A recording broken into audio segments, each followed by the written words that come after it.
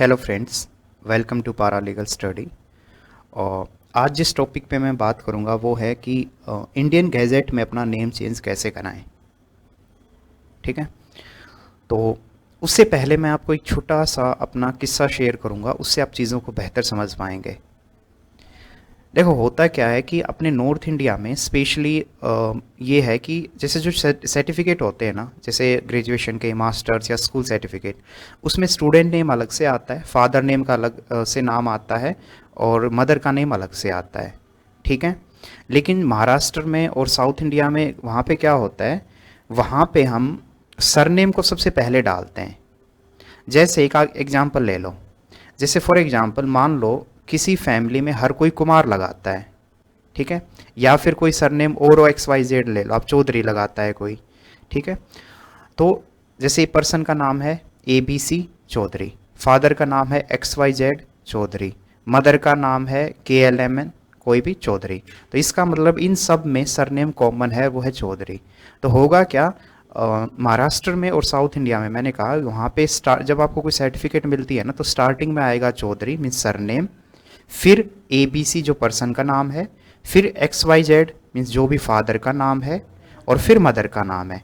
कहने का मतलब वो हर पर्सन के आगे फिर चौधरी बार बार नहीं लगाएंगे, स्टार्टिंग में वो सरनेम लगा के और बाद में जस्ट वो पहला पहला नाम जो है वो सर्टिफिकेट में रख देंगे। इस तरीके से होता है महाराष्ट्र और साउथ इंडिया के ज़्यादातर स्टेट में।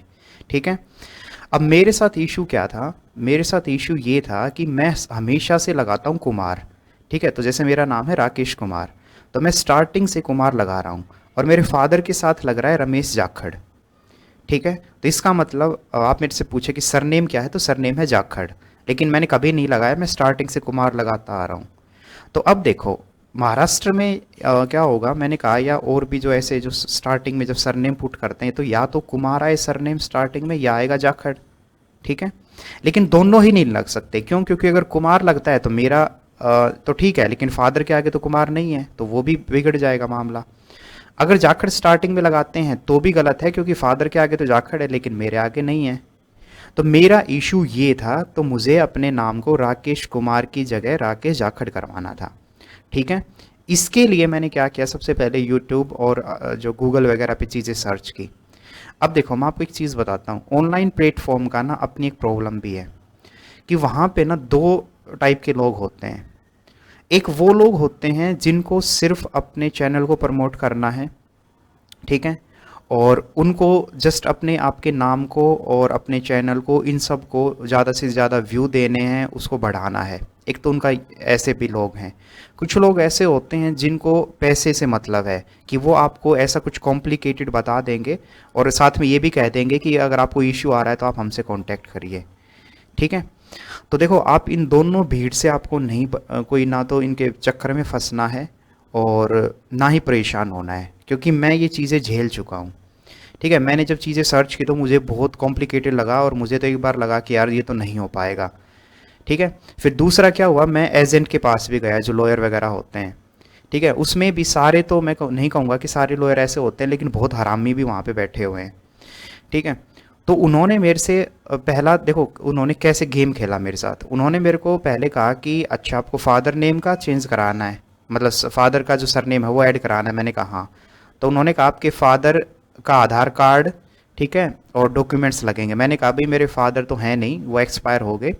ठीक है, बहुत पहले ही वो एक्सपायर हो चुके, आर्मी में थे वो। तो उन्होंने कहा कि फिर ठीक है, फिर तो उनका डेथ सर्टिफिकेट लगेगा, और ये सब उन्होंने बताया। और पैसे उन्होंने बताए मेरे से 12,000, कि 12,000 रुपये लगेंगे और हम आपका काम करवा देंगे। ठीक है, एक ये चीज़ थी। फिर दूसरा क्या हुआ, एक वहीं पे जब मैं वहाँ से निकला, मीन्स ये वकील और इनके चक्कर में जब मैं बाहर निकला, तो मैंने थोड़ा सा विचार किया। मैंने सोचा कि यार क्यों ना एक बार जो गवर्नमेंट का जो डिपार्टमेंट है ना, ठीक है, क्यों ना डायरेक्ट उनसे पूछा जाए जाके। ठीक है, अदरवाइज जब कोई ऑप्शन नहीं है तब तो पैसे दे के कराना ही है भाई काम। तो फिर मैंने सर्च किया कि ये जो डिपार्टमेंट ऑफ पब्लिकेशन, जहाँ पे गैजेट पब्लिकेशन होते हैं, ये कहाँ पे है। तो ये मुझे पता लगा ये है सिविल लाइन पे। तो यहाँ से अब मैं आपको बताता हूँ कि देखो कितनी इंटरेस्टिंग चीज़ हुई फिर मेरे साथ। मैं गया सिविल लाइन पे, तो सबसे पहले तो मैं ये बता दूं, जो दिल्ली में है या दिल्ली के आसपास के जो लोग हैं वो सबसे पहले दिल्ली विजिट करें, और वहाँ पे मेट्रो जो येलो लाइन है हमारी, जो डीयू दिल्ली विश्वविद्यालय से पहले ये स्टेशन पड़ता है, सिविल लाइन और या फिर विधानसभा, दोनों मेट्रो में से आप कहीं पे भी उतर लें, या तो आप सिविल लाइन पे उतर लें या विधानसभा पे उतर लें, और वहाँ से फिर आप जाएँ डिपार्टमेंट ऑफ पब्लिकेशन में।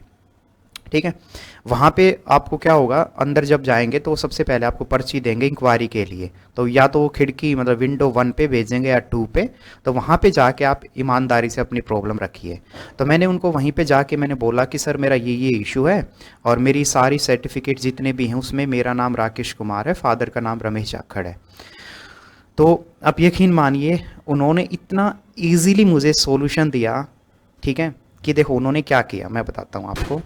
उन्होंने मेरे को बोला कि आपको 2 फोटो लगेंगे, एक एफिडेविट लगेगा, ठीक है। एफिडेविट में आपको ये लिखवाना है कि भाई मेरा पुराना नाम राकेश कुमार है और आगे से मुझे राकेश जाखड़ के नाम से जाना जाए, ठीक है। न्यूज़पेपर की एड जो कटिंग है वो लगेगी, ये सब मैं आपको बताऊंगा कैसे करना है। और ओल्ड नेम आईडी, तो ओल्ड नेम आईडी मेरी 10th की मार्कशीट में जैसे राकेश कुमार और सन ऑफ श्री रमेश जाखड़ है, तो सिर्फ वही आईडी काफ़ी थी, और एक आधार की भी फोटोकॉपी लगी थी, एक सीडी, ठीक है, और 2 फॉर्म। अब ये पहली इस पे बात कर लेते हैं, सीडी और 2 फॉर्म का मतलब क्या है। तो देखो कुछ नहीं है, ये मैं आपको स्क्रीन पे दिखा देता हूँ। ये 4 मई की बात है, तो वहीं पे ही सिविल लाइन का जो ऑफिस है डिपार्टमेंट ऑफ पब्लिकेशन, वहीं पे ही 50 रुपये आपको देने होंगे और आपको वो सीडी बना के दे देंगे। सीडी के साथ साथ आपको वो 2 फॉर्म भी देंगे जो इसके ये जो 6 नंबर पे लिखा हुआ है, ठीक है। उस 2 फॉर्म में क्या होगा, फॉर्मेट दिया होगा, जो फॉर्मेट आपको न्यूज़पेपर में डलवाना है, ठीक है, कि भाई आपका नाम ये है और अब आगे से आप इस नाम से जाने जाएंगे। तो आपको कुछ नहीं करना है, जस्ट 50 रुपये देना है आपको, उसमें आपको सीडी भी मिल जाएगी और आपको 2 फॉर्म वो दे देंगे प्रिंट करके, पीडीएफ मतलब वो प्रॉपर प्रिंट निकाल के, ठीक है। ये काम हो गया, तो ये दोनों वहीं पे सिविल लाइन में ही आपके हो जाएंगे। अब ओल्ड जो आईडी है उसकी भी मैं बता चुका हूँ कि जैसे आप आधार कार्ड है या जो भी आपका डॉक्यूमेंट है, ठीक है, वो आप लगा सकते हैं। अब आते हैं हम, 2 फोटो भी सबके पास होते हैं। अब 2 है कि एफिडेविट और न्यूज़पेपर का क्या करना है। तो देखो मैं आपको एक ऑप्शन बताता हूँ, अगर आप दिल्ली जाते हैं सिविल लाइन में, तो वहीं पे ही आप किसी से भी पूछेंगे कि यहाँ पे न्यूज़पेपर में ऐड कैसे दी जाती है, तो वहीं पे ना थोड़ा सा साइड में ही चाय चुई की दुकान है, समोसे की भी दुकान है, तो वहाँ पे ये न्यूज़पेपर में नेम देने का काम भी वो करते हैं, तो आप वहाँ से भी करा सकते हैं। अदरवाइज़ आप क्या कर सकते हैं, जो नोटरी या आपके जो ऐसे काम जहाँ पे होते हैं, आपके आसपास ज़रूर ऐसे होंगे जो नोटरी का काम करते हैं, तो नोटरी एफिडेविट बनाने का जो काम करते हैं ना, उनको आप बोल देंगे तो आपका एफिडेविट भी वहीं पर बन जाएगा, और वो 50-100 रुपये में बन जाता है, उसमें कोई इशू नहीं है, ठीक है। एक स्टैंप वो लगा के देंगे आपको, और वो बिल्कुल इजी है, उसमें भी आपको कुछ नहीं करना है, आपके 100-150 रुपये खर्च होंगे। और न्यूज़पेपर के लिए भी आपको क्या करना है, वो वही जो नोटरी वाले हैं वो आपको करा के दे देंगे। न्यूज़पेपर में कोई जैसे इंग्लिश न्यूज़पेपर होना चाहिए, मैंने तो इकोनॉमिक्स टाइम्स में दिया था, तो हार्डली उसमें आपके पैसे लगेंगे 1200 से 1500, और इसमें थोड़ा सा आपको ज़रूर चार्ज ज़्यादा लग सकता है, लेकिन इतना वो लेते ही हैं। उसका कारण है क्योंकि इंग्लिश जो न्यूज़पेपर हैं, अच्छे अच्छे न्यूज़पेपर, उसमें एक वर्ड जो होता है ना, एक वर्ड का प्रिंट करने का भी चार्ज काफ़ी ज़्यादा होता है, ठीक है। तो फिर भी आप मतलब ये मानिए आपका कि 1500 में ना आपका ये सारा काम हो जाएगा, जो भी मैंने अभी बताया कि 50 रुपये तो आपके यहाँ लगेंगे जो सिविल लाइन के ऑफिस में ही, और इसके अलावा जो न्यूज़पेपर एफिडेविट ये नोटरी के यहाँ पे हो जाएंगे। और अगर आप सिविल लाइन में जाएंगे तो वहाँ पे भी आप किसी से पूछें कि चाय वाला और समोसे वगैरह की दुकान कहाँ है, तो उसके वहीं आसपास ही दुकान है, तो वहाँ से भी आप ये करवा सकते हैं, ठीक है। ये सब आपको क्या करना है, अभी जैसे मैंने कहा कि एफिडेविट, ये सीडी और 2 फॉर्म तो आपके बन गए। न्यूज़पेपर और एफिडेविट का काम आपका नोटरी के जगह पे हो गया, ठीक है। ओल्ड नेम की आईडी आपके पास है ही, 2 फोटो आपके पास होंगे ही। इन सब को आपको क्या करना है इन सब को ले जाके और आपको वापस से सिविल लाइन में पब्लिकेशन डिपार्टमेंट के यहाँ पे चीज़ों को सबमिट कर देना है, ठीक है। तो वो थोड़ा सा चेक करेंगे चीज़ों को, और कहीं पे सिग्नेचर उनको कराना है या कोई भी उनको प्रोसेस करानी है तो वो आपको बता देंगे, ठीक है। और छोटी मोटी पहली बात तो देखो कमी नहीं होगी, अगर छोटी मोटी कोई कमी हो भी गई तो कोई नहीं, वो बहुत अच्छे से डील करते हैं। मेरा पर्सनली मैं दोस्तों एक्सपीरियंस बता रहा हूँ कि they are really genuine person, वहाँ पे बहुत अच्छे लोग हैं उस डिपार्टमेंट में, और बहुत अच्छे से स्मूथली वो काम होता है, ठीक है, तो वो चेक करके और फिर आपको कहेंगे कि 1100 रुपये की आपको ऑनलाइन पेमेंट करनी है, और पेमेंट कैश में नहीं होती, ये ध्यान रखें, कार्ड से पेमेंट होती है। ठीक है, तो कार्ड मतलब आपका जो डेबिट कार्ड है, क्रेडिट कार्ड है, जो एटीएम वगैरह सबके पास होता ही है, जस्ट वो ले जाएं और उससे आपकी पेमेंट होगी। कैश में वो पेमेंट नहीं लेते हैं डिपार्टमेंट ऑफ पब्लिकेशन के यहाँ पे। तो 1100 रुपये वो ले लो, और जो एफिडेविट, न्यूज़पेपर, उन सब के आप 1000-1500 वो ले लो, तो 2000 से 2500 में आपका सारा काम हो जाएगा। और वो भी विदिन, मैं बता रहा हूँ, विदिन 3 to 4 डेज़ में। मीन्स एक दिन आप जब सिविल लाइन जाएंगे तो वो इंक्वायरी वहाँ पे करें, और अगले दिन ये एफिडेविट न्यूज़पेपर वाली अपना वो काम करा लें, तो एक दिन बाद ही न्यूज़पेपर में ऐड आती है। तो जैसे ही वो न्यूज़पेपर में ऐड आ जाए तो 2-3 वो न्यूज़पेपर आप खरीद के रख लें। जैसे इकोनॉमिक्स टाइम्स में आपका नाम आ रहा है तो आप खरीद के रख लें। तो एक तो न्यूज़पेपर आपको वहीं पे देना है, और एक दो आप अपने रेफरेंस के लिए अपने पास रख सकते हैं। ठीक है, तो बहुत इजी है, मैं बता रहा हूँ। ये दलाल और एजेंट इन सब के चक्करों में ना पड़े, ये चीज़ों को बहुत कॉम्प्लिकेटेड करते हैं। ठीक है, और ये तो चाहते ही हैं कि ये आपको कुछ ऐसा टेक्निकल टर्म्स, कुछ ऐसी बातें बता देंगे कि आपको समझ ही नहीं आएगा।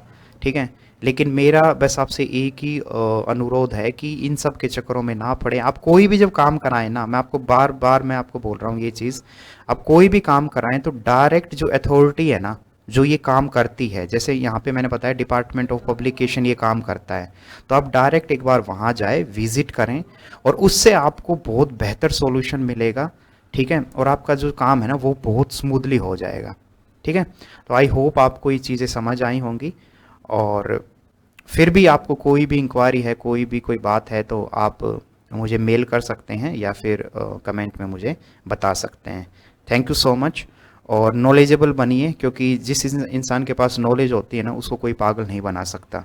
ठीक है, तो घबराएं ना, जो भी ऐसे कोई इशू होते हैं वो डायरेक्ट डिपार्टमेंट को कंसर्न करिए, उनसे बात करिए, और प्रोसेस को प्रॉपर लॉ के तहत, एक प्रोसीजर के तहत ही ले जाएं, ना कि इन बिचौलियों और इनके चक्कर में पड़ के अपने जो काम हो उसको बिगाड़ें। ठीक है, so thank you so much.